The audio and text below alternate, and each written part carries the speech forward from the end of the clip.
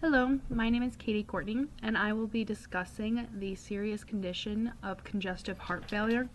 In this presentation, I will be going over the definition of congestive heart failure, the epidemiology. I will be reviewing the pathophysiology and clinical manifestations. I will discuss the atypical presentations in older adults, the diagnostic criteria. I will review any relevant diagnostic testing. I will include key points of patient education. I will discuss appropriate treatment plans for older adults, including pharmacological interventions and lifestyle changes. I will also discuss medications that can cause drug toxicity and polypharmacy.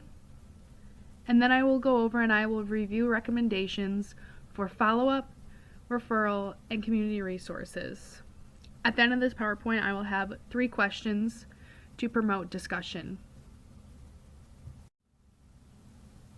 The definition of congestive heart failure, also known as CHF, standing for each letter of congestive heart failure, is known as a complex clinical syndrome. And this is the definition from the American College of Cardiology and the American Heart Association. This is stating that CHF is a complex clinical syndrome that can be caused by any structural heart disease or functional heart disease that ends up causing interference with the ability of the ventricles to be able to be filled with blood or to expel it. The epidemiology of congestive heart failure. It is estimated that around 5.7 million Americans older than the age of 20 years old have heart failure. Approximately 1 in 9 deaths are caused by a form of heart failure. And including the rest of the world, there are millions of people who are suffering and experiencing worsening heart failure each day. 75% of heart failure cases are due to ischemic heart disease or hypertension. And the next slide I will be discussing other risk factors. Most cases end up stemming from a left ventricular dysfunction. Now, despite some patients having normal or elevated cardiac outputs, heart failure still causes inadequate tissue perfusion. The risk factors for congestive heart failure include age, smoking, obesity, diabetes, renal failure, valvular heart disease, cardiomyopathies, myocarditis, congenital heart disorder, and excessive alcohol use, along with an unhealthy diet. These all end up affecting how the heart functions, and it causes a decreased rate of effectivity. The pathophysiology for congestive heart failure is complex. It is not one system that causes heart failure. Heart failure can be broken up into different sides. There can be heart failure left-sided and right-sided, but they can also have biventricular and have heart failure occurring on both sides at the same time. I will discuss this in the following PowerPoint slides. A brief overview of the pathophysiology from the left side, which is the most common type of heart failure, is that it is due to the left ventricle insufficiently pumping blood around the body. This ends up causing blood to build up in the pulmonary veins. This is defined as when an ejection fraction is less than 40%. The cardiac output depends on the heart rate and the stroke volume. So the stroke volume is ended up being affected by the contractility, the preload, and the afterload. When the contractility is reduced by the disease, it disrupts the myocyte activity. This then causes multiple other effects. This causes an inflammatory response, immune, and neurohumoral changes. Eventually, you have ventricular remodeling, and this is due to the disruption of the normal myocardial extracellular structure with the reluctant dilation of the myocardium. After contractility is decreased, stroke volume then falls, and the left ventricular end-diastolic volume increases. This causes a dilation of the heart, and in turn ends up increasing the preload.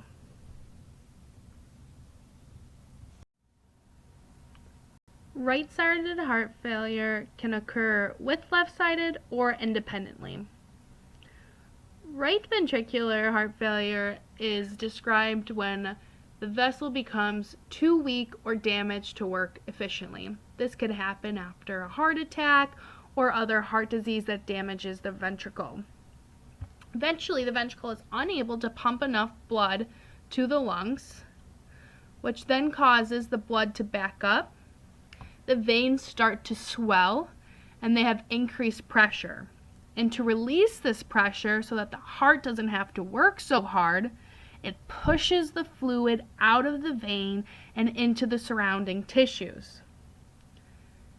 Now that the fluid is in the surrounding tissues, we see a patient who comes in with this edema, and it normally starts in the extremities, but if it becomes advanced enough, fluid can start accumulating in the genital area and the abdomen.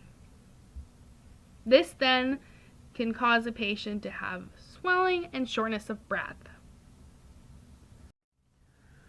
A patient can suffer from biventricular heart failure. This is when both sides of the heart are affected and working insufficiently. This can either be a cause of the left-sided becoming more severe or due to increasing and worsening cardiac disease. There are biventricular pacemakers that work on both sides at the same time to help a patient live a better life. Congestive heart failure is now categorized in two types.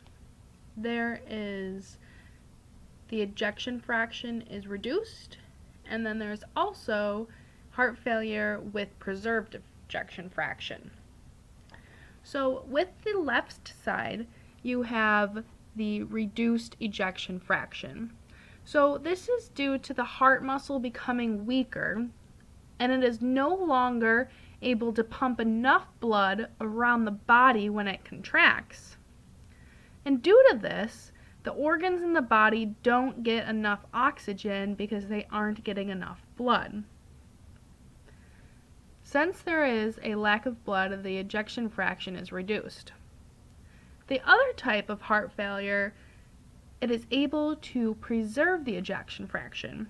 And this is because the heart muscle itself is still strong. But due to the damage, it is unable to relax enough or widen enough to have proper blood fill. So despite pumping strong enough, there is not enough blood in the veins to circulate around the body, especially during physical activity, and therefore heart failure occurs.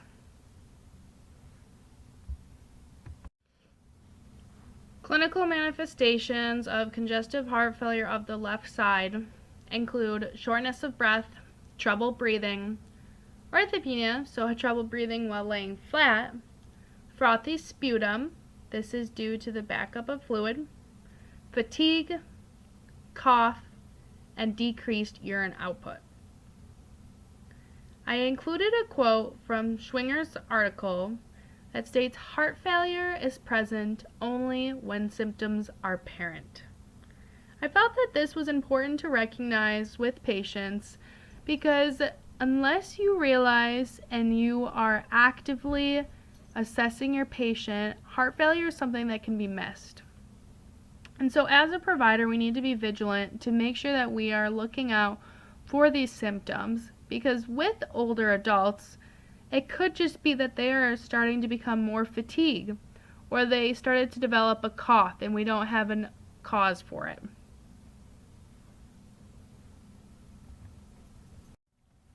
For clinical manifestations of the right side for congestive heart failure, I decided to depict it with a picture. So this goes over that right-sided heart failure can be seen as fatigue, increased peripheral venous pressure, ascites, which is that fluid building and accumulating in the abdomen, enlarged spleen and liver, which is also seen in this picture, dependent edema, weight gain, which is from all of the accumulated fluid, anorexia and complaints of GI distress, distended jugular veins, and it can also be secondary to chronic pulmonary problems. I decided to include this depiction of both sides of heart failure from ResearchGate so that it was easy to see the difference of heart failure. Sometimes it is hard to differentiate what is causing each different clinical manifestation, and this picture I felt breaks it down quite easily. It shows you the left and the right side, and the right heart failure goes over how it's congestion of the peripheral tissues, whereas left heart failure is more so decreased cardiac output. So with the right side and the congestion of the peripheral tissues, you end up developing the dependent edema and ascites, and then along with the GI tract congestion, which can lead to anorexia, GI distress, and weight loss. And then with the liver congestion, it can end up leading to signs related to impaired liver function, which could also correlate to somebody having alcohol or cirrhosis of their liver. On the left side, though, the decreased cardiac output can end up developing a patient to have intolerance to activities.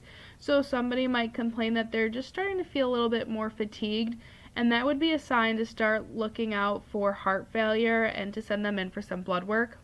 It also can start to impair gas exchange, and this would be seen as cyanosis and the signs of hypoxia, so somebody becoming air hungry. Pulmonary edema can be seen as that frothy sputum that I talked about earlier, so they're coughing and they're bringing up something that looks like a whipped cappuccino. And then they also have orthopnea, so they don't like laying flat. We have our older adults that are sleeping in recliners instead because it's easier for them to breathe. And then we also have paradoxal nocturnal dyspnea, so it's when at night after a long day that they're starting to feel this increased shortness of breath. The atypical presentation of congestive heart failure in older adults includes delirium, agitation, confusion, chronic falls, and malnutrition.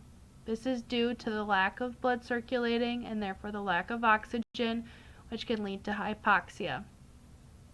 The malnutrition, as explained earlier, can cause from the edema, swelling in the abdomen, and causing ascites as well.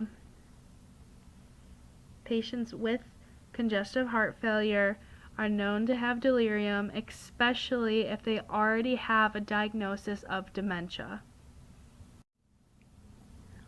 The diagnostic criteria to diagnose congestive heart failure includes blood test, which would be troponins, BNP, and D-dimers, a chest x-ray, an exercise stress test, an electrocardiogram or EKG, echocardiogram, an MRI, cardiac catheterization, and radionuclide ventroscopy.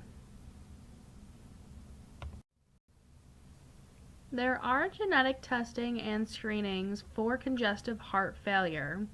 However, the genomic testing can indicate markers, but is not an absolute. These markers that can be done with testing the DNA can test for things such as restrictive cardiomyopathy, long QT syndrome, short QT syndrome, Brugada syndrome, and this testing should only be done if a patient has a cardiac family history of at least 3 generations. So that would mean like great-grandparents, grandparents, and parents, or it could include grandparents, parents, and then having a sibling themselves be diagnosed with a cardiac condition.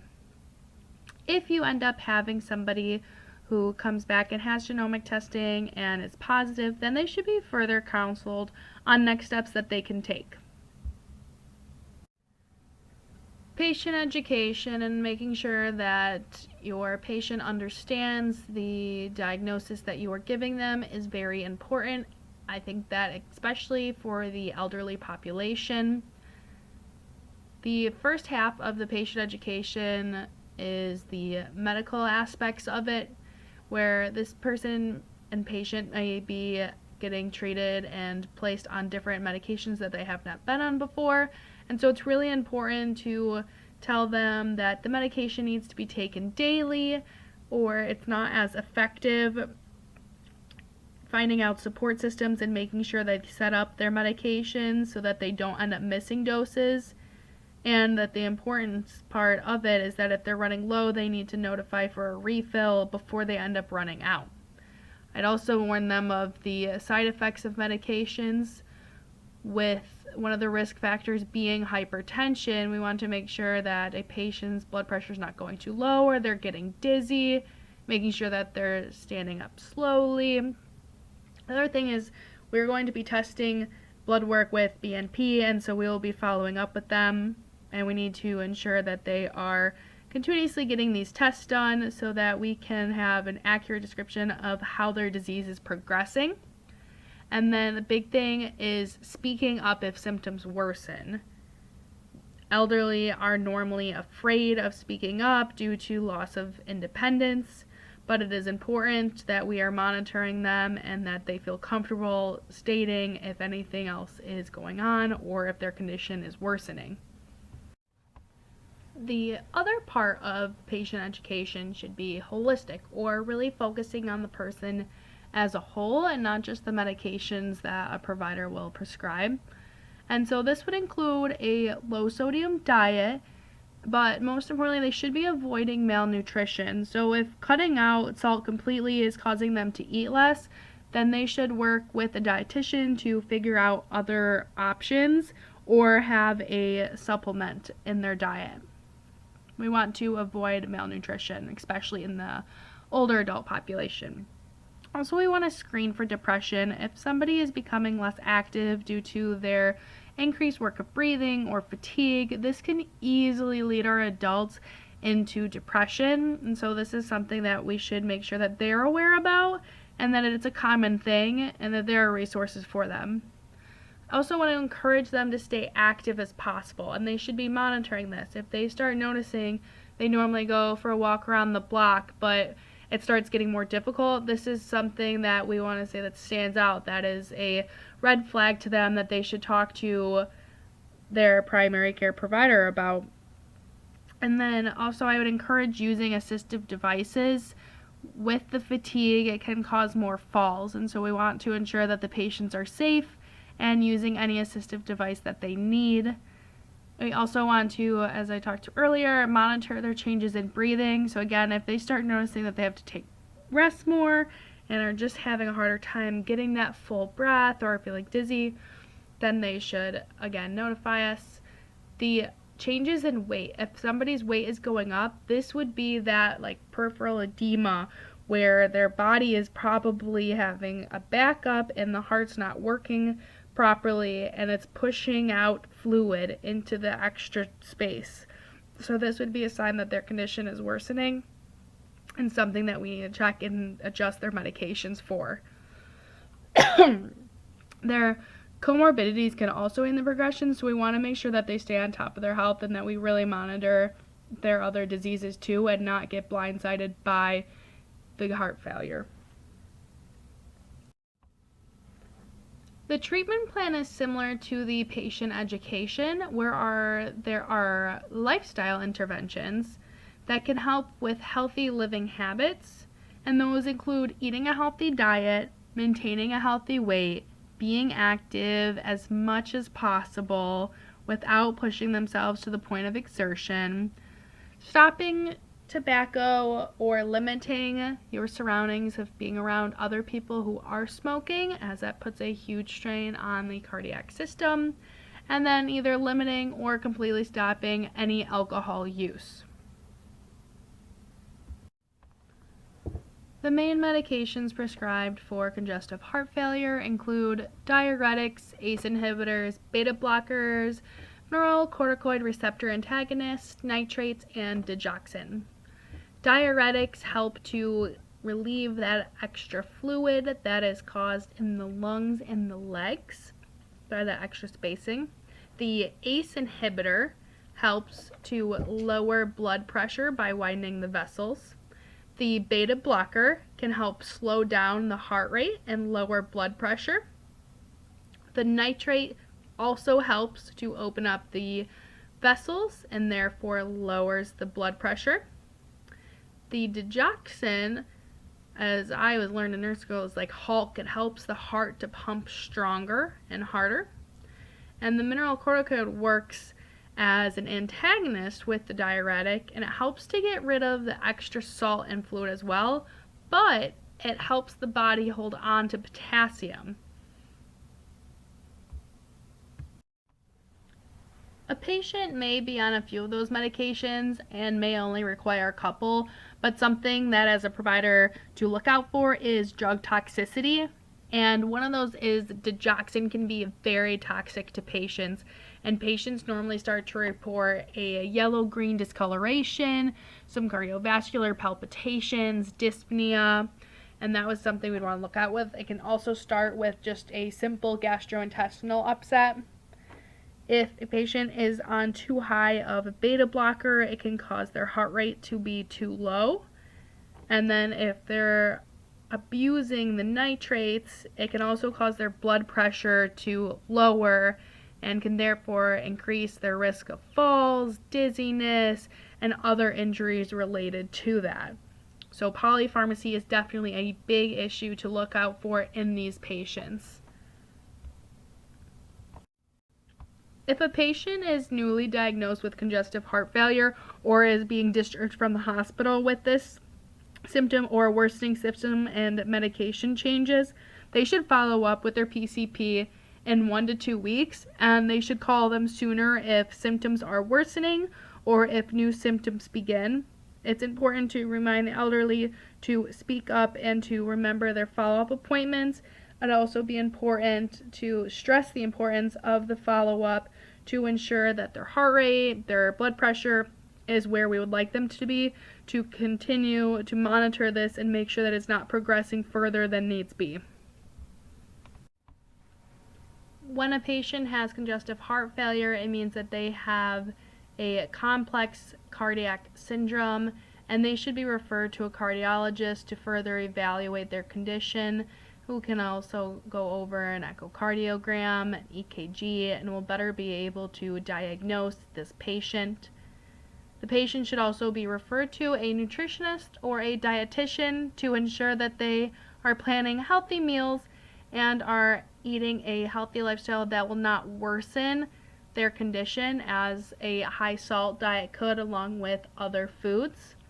I'd also consider referring the patient to social work to see their needs and if they need additional resources to provide food or to get to these appointments or to afford their medications. We are fortunate to live in a community that is so supportive of each other. Some local community resources include the Rochester Regional Heart Failure and Mechanical Circulatory Support Group. They also offer a free caregiver support group. You need to remember that a patient newly diagnosed with congestive heart failure could be very stressful, especially for the family members that might help to organize their medications. And so caring for the family is also part of caring for the patient to ensure that they are receiving the best care that they can.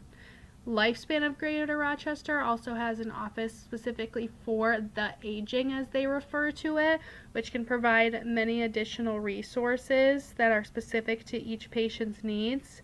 And then the Elder Network Support Group is a support group that meets the first and third Mondays of every month, and it's for free, and it can be a group where seniors meet to discuss their needs and to have a place to relax and have fun and forget about their illnesses.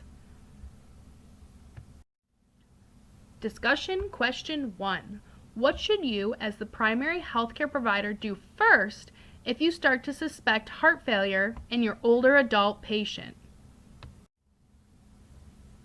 Discussion question 2. At what point would you refer your heart failure patient to the emergency department? This can include what symptoms would make you more concerned that are going on, what things would they say to you that would make you feel that they require a higher level of care, and overall, what would concern you if you saw a patient with heart failure enough to tell them to go to the emergency department or to call an ambulance to bring them there. The last discussion question 3. How would you respond to your older adult patient asking, "Are you going to be able to cure my heart failure?"